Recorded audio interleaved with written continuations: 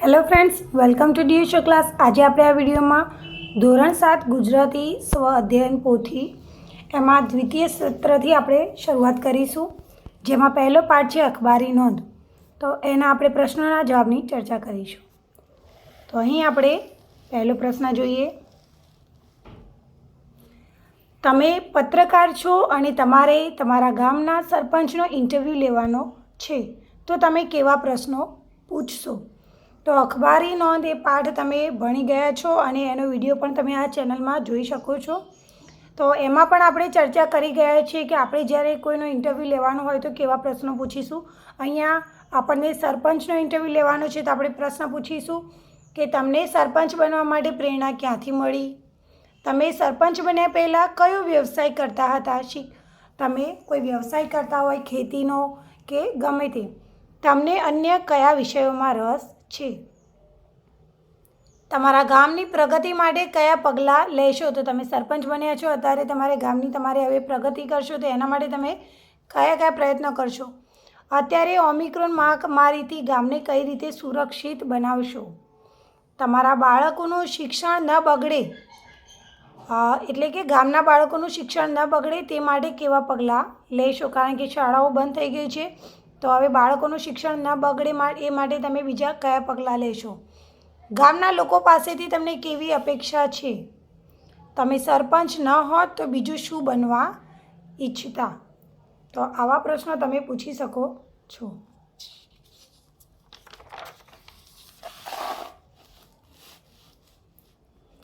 પ્રશ્ન 2 છે, ન્યૂઝપેપર વર્તમાનપત્રમાં આવેલ અખબારી યાદી અહીં ચોંટાડી અને તેના પરથી પ્રશ્નો બનાવો. તો તમારે કોઈ પણ અખબારી યાદી લેવાની છે. આ રીતે તમને ખબર જ હશે, પાઠ શીખ્યા છો એટલે. અને એમાંથી આપણે પ્રશ્નો બનાવવાના છીએ. તો અહીંયા જોઈ શકો છો તમે કે પરમ ટ્રસ્ટ તરફથી તથા વૈદ સલીલભાઈ આચાર્ય દ્વારા કુંવારી દીકરીઓને દર રવિવારે સવારે 8 થી 1 સફેદ ડાઘની મફત દવા અન્યને મૂલ્યથી, એટલે કે દીકરીઓને ફ્રીમાં છે, અન્યને મૂલ્યથી છે. અને અહીંયા એનું એડ્રેસ આપેલું છે, ફોન નંબર પણ આપેલો છે. તો આ ઉપરથી આપણે ઘણા બધા પ્રશ્નો બનાવી શકીએ છીએ, જેમ કે આપેલ અખબારી નોંધ કોના દ્વારા કરવામાં આવી છે? કોના દ્વારા કરવામાં આવી છે અહીં તમે જોઈ શકો છો.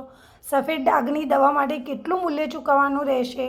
તો કુંવારી દીકરીઓને ફ્રીમાં છે પણ અન્યને મૂલ્ય આપવાનું રહેશે. કેટલું છે એ આપેલું નથી. આપેલી જાહેરાત કોના માટે છે? આપેલ જાહેરાત જે છે એ કોના માટે છે? એટલે કે કુંવારી દીકરીઓ માટે છે ખાસ. સફેદ ડાઘની દવા લેવા ક્યાં જશો? તો આપણે એડ્રેસ લખીશું. સફેદ ડાઘની દવા સોમવારે લેવા જઈ શકાય? તો અહીંયા તમે જોઈ શકો છો ફક્ત દર રવિવારે છે. સફેદ ડાઘની દવા તમે રવિવારે કેટલા વાગે જશો? તો સવારે 8 થી 1 વાગ્યા સુધીમાં જ મળશે. આ રીતે બીજા પ્રશ્નો પણ પૂછી શકો છો. આ અખબારી નોંધમાં કયા રોગની વાત કરવામાં આવી છે?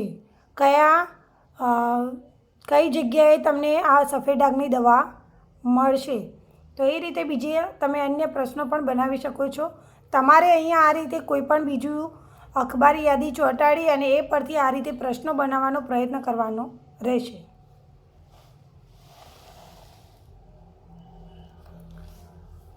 પ્રશ્ન 3 છે તે કે તમારી બેને બોર્ડની પરીક્ષામાં પ્રથમ નંબર મેળવ્યો છે તે માટેની અખબારી નોંધ તૈયાર કરો.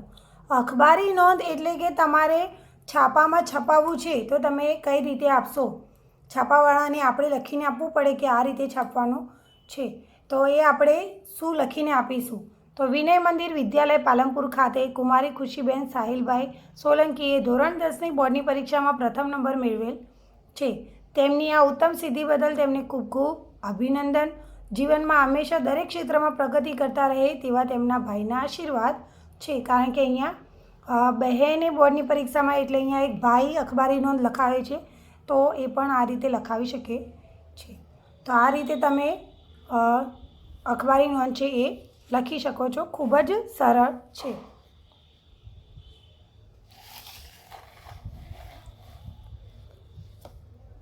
હવે અહીંયા પ્રશ્ન 4 છે, નીચેની અખબારી નોંધના આધારે પ્રશ્નોના જવાબ લખો. જેમ અહીંયા આપણે બાજુમાં અખબારી નોંધ હતી એના ઉપરથી પ્રશ્નો બનાવ્યા હતા અને મેં તમને એના જવાબો પણ કહ્યા છે, તો એ જ રીતે અહીંયા અખબારી નોંધ આપેલી છે અને એના આપણે પ્રશ્નો પણ આપેલા છે, ફક્ત એના જોઈને જવાબ લખવાના છે. તો અહીંયા પહેલો પ્રશ્ન છે, ચોથા ઇનામ વિતરણ સમારોહનું આયોજન કોણે કર્યું છે? તો અહીંયા તમે જોઈ શકો છો કે આદર્શ ફાઉન્ડેશન આયોજિત એટલે કે આયોજન કરનાર. તો કોણે આયોજન કર્યું છે? તો આદર્શ ફાઉન્ડેશને. તો આપણે લખીશું કે ચોથા ઇનામ વિતરણ સમારોહનું આયોજન આદર્શ ફાઉન્ડેશને કર્યું છે. બીજો પ્રશ્ન છે, ઇનામ વિતરણ કાર્યક્રમમાં કોને ઇનામ મળશે? તો કોને ઇનામ મળશે? તો અહીંયા એ પણ આપેલું છે કે ધોરણ 10 અને 12ના 70% વધુ ગુણ પ્રાપ્ત કરનાર તેજસ્વી તારલાઓનું સન્માન.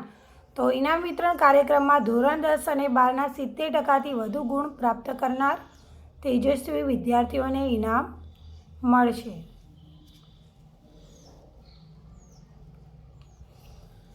મહેશને ઇનામ વિતરણ કાર્યક્રમમાં ક્યાં જવું પડશે? મહેશને પોતાને જવું હોય તો ક્યાં જશે? તો અહીંયા જુઓ તમને સ્થળ આપેલું છે કે આદર્શવાડી અક્ષત એપાર્ટમેન્ટ પાછળ, નરોડા, અમદાવાદ 382330. તો અહીંયા આપણે આખું એડ્રેસ લખવાનું રહેશે. ફક્ત અમદાવાદ તો અમદાવાદમાં ક્યાં જશે એ એને ખબર હોવી જોઈએ, તો આપણે આખું સરનામું લખવું પડે. ક્યારેક બાળકો એમ લખે કે અમદાવાદ જશે, પણ અમદાવાદમાં કઈ જગ્યાએ? એટલા માટે આપણે વ્યવસ્થિત સરનામું લખવાનું જવાબમાં રહેશે. એના પછી છે તાક એટલે શું? તો તમે છાપામાં અખબારી નોંધ જોઈ હોય તો એમાં પણ આ રીતે આપેલું હોય છે. તો તાક એટલે કે તાજા કલમ, એટલે કે લખાણ પૂરું થઈ ગયા પછી ઉમેદવારનું યાદ આવતા ચાલુ કલમે કરાતું લખાણ. અહીંયા એને અખબારી નોંધ આપી દીધી, છેલ્લે એને યાદ આવ્યું કે શું લઈને આવવાનું છે, તો ઇનામ મેળવનારે પોતાની આખરી માર્કશીટ આપવાની રહેશે. તો એણે તાક કરીને આ નોંધ પૂરી થઈ ગયા પછી યાદ આવતા તાક એટલે કે તાજા કલમ, એટલે કે પોસ્ટ સ્ક્રિપ્ટ જેને કહેવાય, નોટ બિહાઇન્ડ કહેવાય. એટલે કે નોંધ પતી ગઈ હોય અને છેલ્લે કંઈક આપણે નોંધ કરવી હોય, છેલ્લે અખબારી નોંધ લખાઈ ગઈ, આખું આપણે કોઈ વિષય ઉપર લખતા હોય અને છેલ્લે આપણે નોંધ મારવી હોય કે આની સાથે આ વસ્તુ લઈને આવવું, અથવા તો એના લગતું કોઈ પણ આપણને યાદ આવે વસ્તુ, તો એ આપણે તાક કરીને લખવાનું રહેશે. તો અહીંયા પણ એ રીતે આપેલું છે કે હા ભાઈ તમારે આટલા વાગે આવી જવાનું, સ્વરુચિ ભોજન સાથે લઈશું, ભોજનની વ્યવસ્થા પણ છે. પણ અહીંયા માર્કશીટ લાવવાની રહેશે, એ ભૂલાઈ ગયું હતું જે પાછળથી લખેલું છે. તો તાક એટલે કે તાજા કલમ. મહેશે ઇનામ મેળવવા માટે શું આપવું પડશે? તો અહીંયા લખેલું છે કે ઇનામ મેળવનારે પોતાની આખરી માર્કશીટ આપવાની રહેશે. તો અહીંયા મહેશે પોતાની આખરી માર્કશીટ આપવાની રહેશે. એટલે કે ધોરણ 10નું જો ઇનામ લેવાનું હોય તો ધોરણ 10ની માર્કશીટ, અને 12મા ઉપરનું ઇનામ લેવાનું હોય તો 12માની માર્કશીટ, એટલે કે એનું રિઝલ્ટ લઈને આવવાનું રહેશે.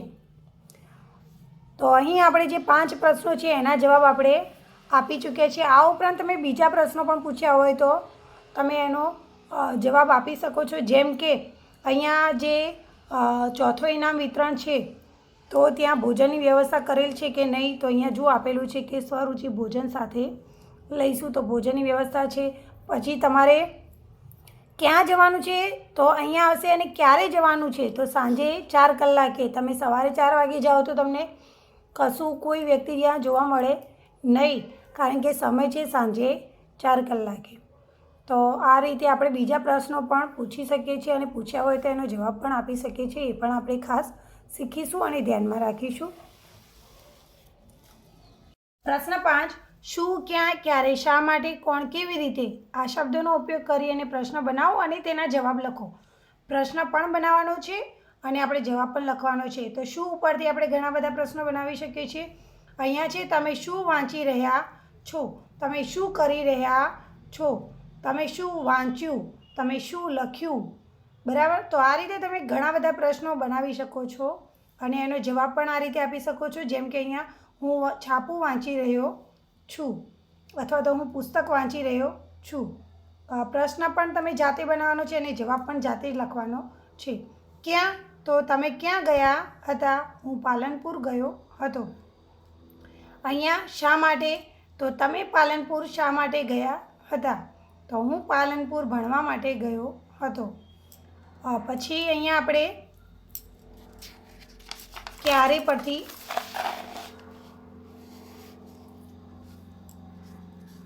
ક્યારે, તો તમે ઘરે ક્યારે જવાના છો? તમે ઘરેથી ક્યારે આવ્યા? તો અહીંયા હું આવતીકાલે ઘરે જઈશ. તમને કોણ વધારે વહાલું છે? મને મારો ભાઈ વધારે વહાલો છે. તમને કોણ મારે છે? અથવા તો તમને કોણ બોલાવે છે? અથવા તો તમને કોણ સમજાવે છે? એ રીતે તમે ઘણા બધા પ્રશ્નો બનાવી શકો છો. અને અહીંયા છઠ્ઠો પ્રશ્નસૂચક શબ્દ છે કેવી રીતે, તો એ જગ્યા નથી એટલે મેં અહીંયા લખેલું છે કે તમે કેવી રીતે અચાનક પડી ગયા? તો મને ચક્કર આવ્યા તેથી પડી ગયો. તો આ રીતે તમે પણ અલગ અલગ પ્રશ્નો બનાવી અને અલગ અલગ જવાબ આપી શકો છો, જે આપણે જાતે લખવાનો પ્રયત્ન કરીશું. અહીંયા મેં તમને ઉદાહરણ આપેલું છે, તમારે આ રીતે બીજા પ્રશ્નો બનાવવાના રહેશે. પ્રશ્ન 6 છે, નીચેના શબ્દોની સમજૂતી આપો. પહેલું છે સંવાદદાતા. સંવાદદાતા એટલે શું? તો સંવાદદાતા એટલે કે અખબારનો પ્રતિનિધિ કે જે વિવિધ કોલમો માટે વિગતો એકઠી કરે છે, એટલે કે જે માહિતી હોય એ એકઠી કરે છે અને તે સંબંધિત વ્યક્તિઓ સાથે સંવાદ કરીને વિગતો પણ મેળવે છે. જેમ કે આપણે બર્થડે વિશેનું આપણે અખબારી નોંધ આપવી હોય તો એના માટે જે જન્મ પ્રમાણપત્ર હોય, ફોટો હોય, એ વિગતો અખબારી નોંધ છે એ એકઠી કરવાનું એટલે કે ભેગું કરવાનું કામ કરે છે. અને તે સંબંધિત એટલે કે જે છાપનાર વ્યક્તિ હોય, છપાવનાર વ્યક્તિ હોય એની સાથે ચર્ચા પણ કરે છે, સંવાદ કરીને વિગતો પણ મેળવે છે.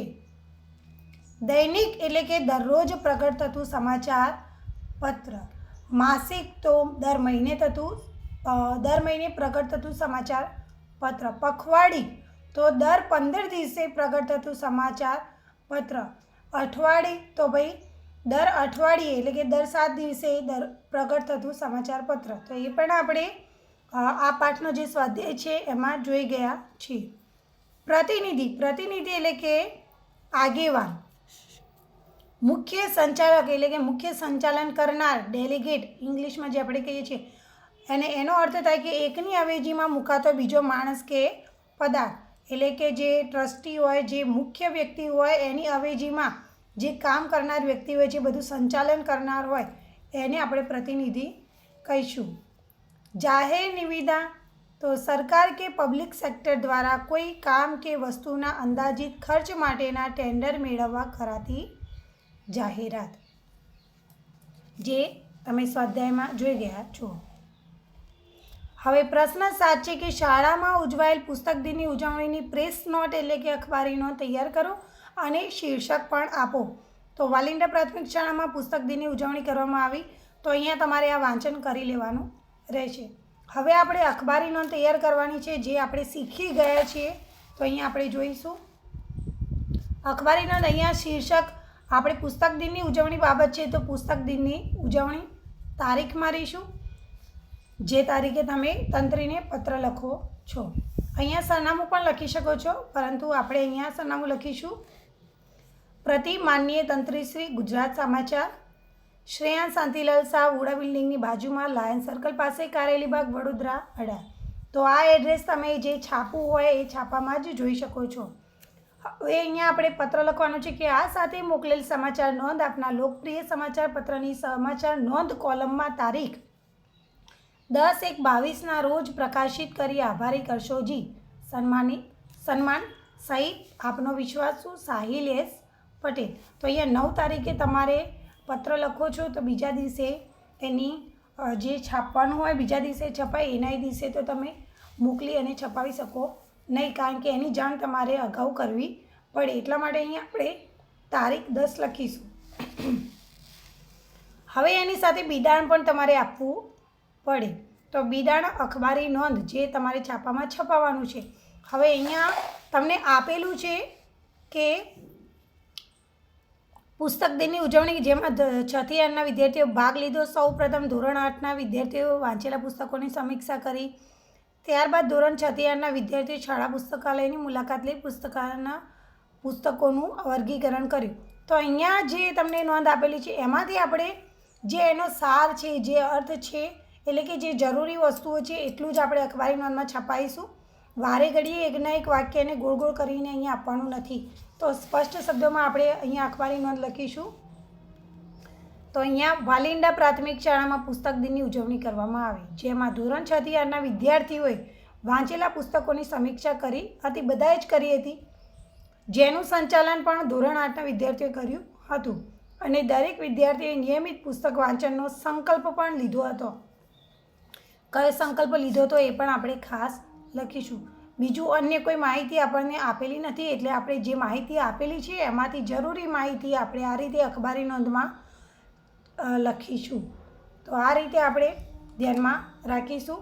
એના પછી નેક્સ્ટ છે જનની કવિતા. તો આ કવિતાના આપણે પ્રશ્નોની જવાબની ચર્ચા નેક્સ્ટ વિડીયોમાં જોઈશું. એના માટે આ ચેનલને સબસ્ક્રાઈબ કરો, લાઈક કરો અને વધુમાં વધુ શેર કરો અને કમેન્ટ કરવાનું ભૂલશો નહીં. Thank you.